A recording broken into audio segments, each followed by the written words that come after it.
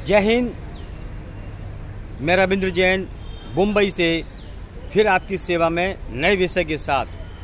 आजकल मुंबई में अवैध कंस्ट्रक्शन चल रहे हैं, अवैध निर्माण जिसको हिंदी में बोला जाता है अवैध निर्माण। अब यह अवैध निर्माण कैसे चलते हैं और उसमें भ्रष्टाचार किस प्रकार से होता है, कैसी मिलीभगत होती है, कैसी खिचड़ी पकती है, वो हम आज आपको बताएंगे कि अवैध निर्माण कैसे होता है। ये अवैध निर्माण होता है, सबसे पहले तो इसमें नेता भ्रष्ट होता है। नेता इसमें भ्रष्ट होता है, वो अवैध निर्माण कराने में माल खाता है। दूसरा विषय, जो नज़दीक के छोटे पत्रकार रहते हैं जिसको बोलते हैं फुटकर पत्रकार, छोटे छोटे, उन सबको लिफाफा पहुंच जाता है कि आप मुंह बंद रखिए, आपको लिफाफा मिल जाएगा। तो इस तरीके की घटनाएं अंजाम को दी जाती है और नज़दीक के जितने भी सरकारी जो डिपार्टमेंट होते हैं सबको वहां पर लिफाफा पहुंच जाता है। तो उस तभी ये मिलकर अवैध निर्माण को अंजाम दिया जाता है। अब किसी पत्रकार को अगर पैसा नहीं मिलता है तो जानिए वो क्या करता है। यानी बिल्डिंग खड़ी हो गई, पूरी 5 करोड़ की बिल्डिंग खड़ी हो गई। अब वो पत्रकार वकील के माध्यम से आरटीआई निकालेंगे और उनको नोटिस मारेंगे कि ये बिल्डिंग अवैध है। तो इसमें कई सारे पत्रकार फुटकर जिसको बोलते हैं, वो दलाली का ही काम है उनका। अपने लेटर पैड पर संपादक को बेवकूफ़ बनाकर, उसकी जानकारी में नहीं होता वो लेटर डालते हैं। बिल्डिंग मालिक को जब लेटर मिलता है तो वो सोचता है कम से कम 5 करोड़ की बिल्डिंग है और बहुत खर्चा हुआ है इसके अंदर, और पत्रकारों के लेटर आ रहे हैं, आरटीआई भी डली हुई है, नोटिस भी आया है दलाल का, बैंक का, वकील का। तो जो पत्रकार होते हैं छोटे वाले संपादक, छोटे छोटे पत्रकारों को जो बने हुए हैं, वो वकील को देते हैं 1.5 लाख, 2 लाख, 3 लाख रुपए लो और उसकी बिल्डिंग वाले की वाट लगाओ कि मजबूरन वो कंप्रोमाइज करने आए। तो 5-7 करोड़ रुपए जो खर्च हुआ है बिल्डिंग का, वो मालिक कोर्ट केस में नहीं जाएगा क्योंकि वो हार जाएगा, वास्तव में अवैध कंस्ट्रक्शन हुआ है। तो वो एक ही काम करेगा, आओ टेबल पे बैठते हैं।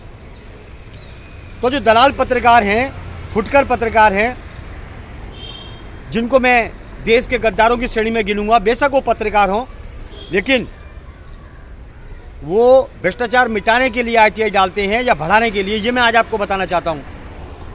पूरे कागजात इकट्ठे करने के बाद वो इस खेल को अंजाम देते हैं और कंप्रोमाइज आखिर में करते हैं। तो कंप्रोमाइज कैसे होती है? 20 लाख, 30 लाख, 40 लाख, 50 लाख, 60 लाख की ये कंप्रोमाइज होती है, अन्यथा बिल्डिंग टूटने के ऑर्डर दिए जाएंगे।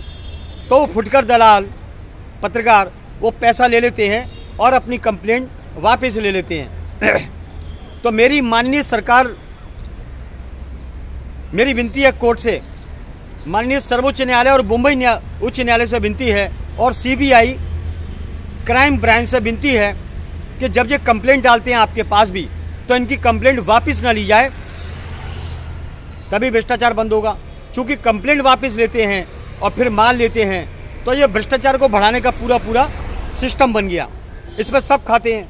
मैं इसमें एक ही बात बोलता हूँ, जब अवैध निर्माण होते हैं तो सबको टुकड़े डाले जाते हैं। कोई टुकड़ा 5 लाख का होता है, कोई टुकड़ा 10 लाख का होता है, कोई लाख रुपए का होता है, कोई 5,000 का होता है। ये इतने बिकाऊ दलाल लोग हैं हमारे भारत के डिपार्टमेंट के लोग, और हमें शर्म आती है कि हमारे भारत को फिर से जो गुलाम बनाने की तैयारी में है। सबसे बड़ी बात, एजेंसियां क्या करती हैं? नेता तो दलाल हैं ही। 99% हमारे भारत का नेता दलाल है। उसको माल मिलता है, उसको देश के कोई बेचना है और माल कमाना, अय्याशी कर रही है। इन दलालों को खड़े होकर फांसी लगा देनी चाहिए बीच चौराहे पर। लेकिन एजेंसियां हमारी काम नहीं करती हैं। हमें अपनी एजेंसियों को भी शर्म आता है कि एजेंसियां इतनी सारी भारत में हैं, जो हमारी टैक्स के माध्यम से जो पैसा जाता है उनको पूरा पैसा मिलता है और सभी उनको सुविधाएं मिलती हैं, उसके बावजूद वो देश से गद्दारी करने का काम करते हैं, जो भी हों। हालांकि मैं ये नहीं कहता हूं कि सभी लोग एक जैसे हैं, नहीं, अधिकारी बहुत अच्छे हैं, छोटे जो अधिकारी हैं बहुत कम अच्छे हैं, जो नेता हैं बहुत कम अच्छे हैं, जो पत्रकार हैं बहुत कम अच्छे हैं। बाकी तो देश के बारे में मैं आपको बता देना चाहता हूँ, 99% यहाँ दलालों का अड्डा बन चुका है। और दलाल कौन थे इसके बारे में आपको ज़्यादा बताने की ज़रूरत नहीं है, क्योंकि भारत काफ़ी गुलाम रह चुका है। चंद टुकड़ों पर बिकने वाले कुछ हिंदुस्तानियों की वजह से हमारा देश बदनाम और बर्बाद हो चुका है। जागो और अच्छे लोगों इनके खिलाफ एक्शन लो। जनहित में रविंद्र जैन। जय हिंद।